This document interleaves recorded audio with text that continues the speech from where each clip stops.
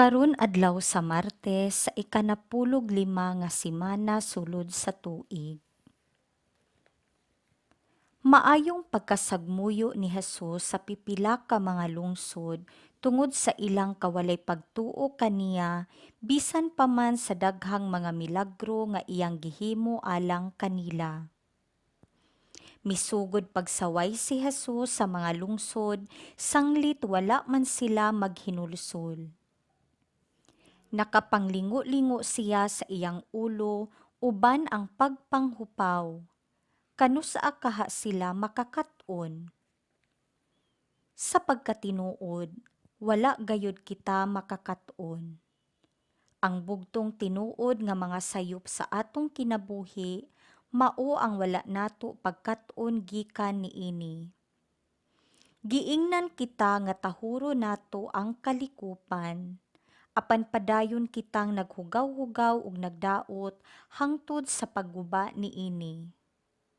Sayod kita nga ang mga bisyo makadaot kanato, apan padayon kitang naglunang sa atong mga bisyo bisan kun kini nakaguba na sa atong mga pamilya.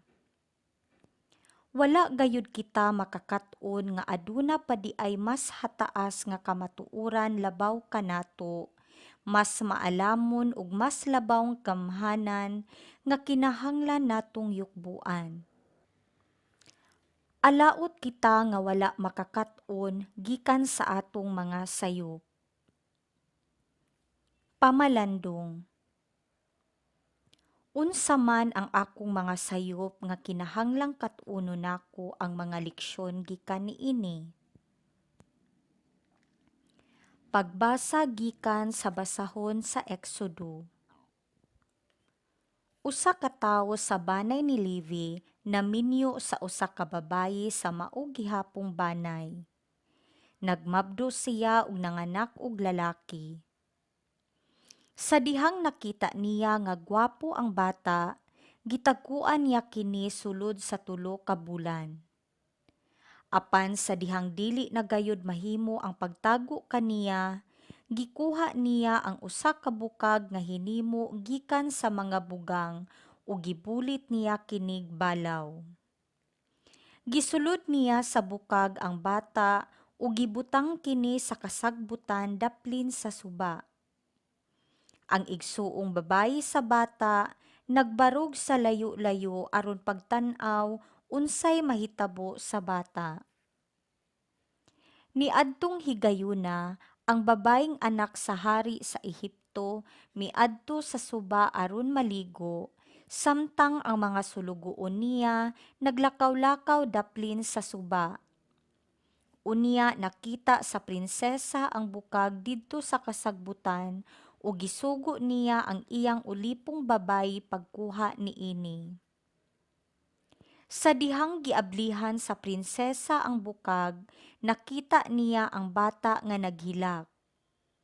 Naluoy siya sa bata ug miingon, "Hebreo gayud kining bataa." Unya nangutana kaniya ang igsuong babayi sa bata, "Magkuha ba ako og usa ka Hebreo nga inahan aron pasus-on niya ang bata alang kanimo?" Ang prinsesa mitubag, "Lakaw, pagkuha." Milakaw ang batang babayi ug gitawag niya ang inahan sa bata. Giingnan sa prinsesa ang inahan sa bata. "Dad-a kining bataa ug atimana siya og suhulan ko ikaw." Busa gidala sa babayi ang bata ug gialimahan. Sa pagkadako na sa bata, gidala siya sa iyang inahan ngadto sa prinsesa. Giisip sa prinsesa ang bata nga iyang kaugalingong anak. Miingon siya, "Gikuha ko siya sa tubig."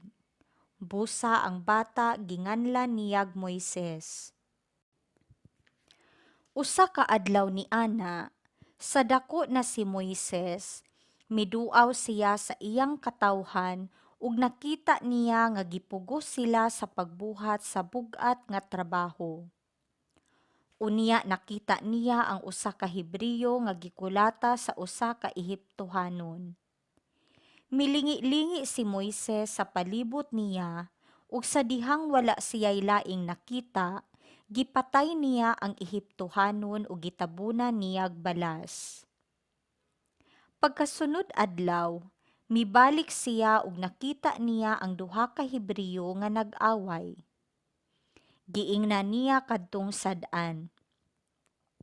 Nganong imo mang gibunalan ang imong kadugo? Gitubag siya. Unsay katungod mo pagmando ug paghukom kanamo?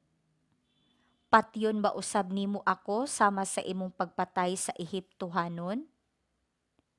Nahadlok si Moises ug miingon sa iyang kaugalingon. Nasayo di ay ang mga tawo sa akong nahimo.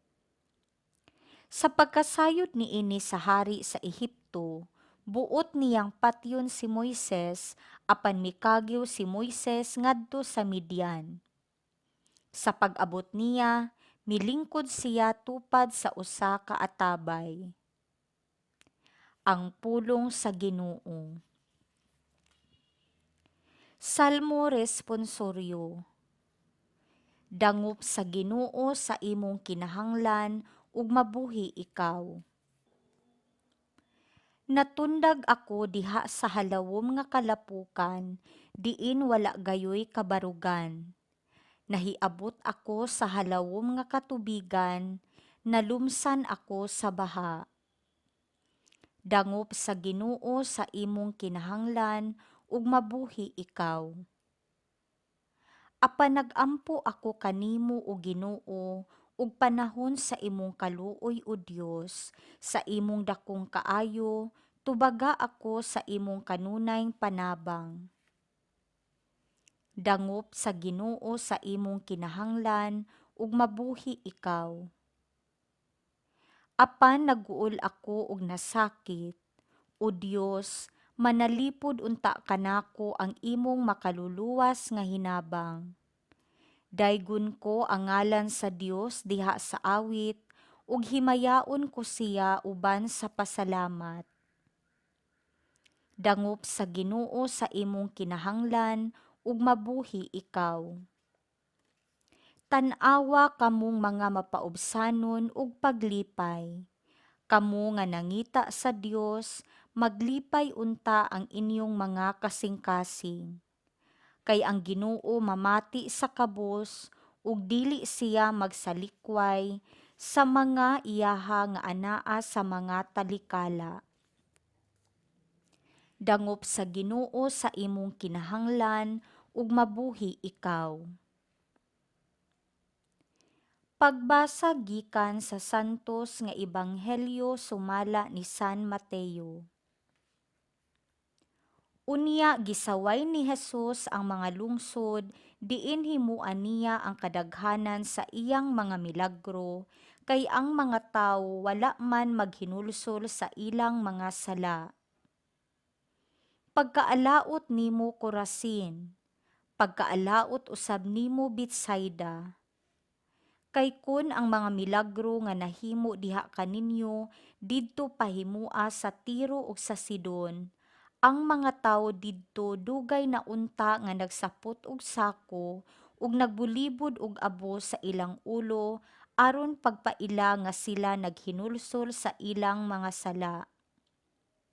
Busa hinumdumi nga sa adlaw sa paghukom, ang Dios mas maluoy pa sa mga taga-Tiro ug sa taga-Sidon kay kaninyo.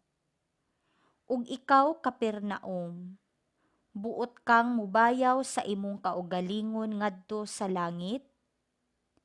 Itambog kahinuon ngadto sa impyerno. Kay kun ang mga milagro nga nahimo diha kanimo didto pahimua sa Sodoma, ania paunta kini karong adlawa. Busa hinumdumi nga sa adlaw sa paghukom, ang Dios mas maluoy pa sa Sodoma kay kanimo. Ang Ebanghelyo sa Ginoo.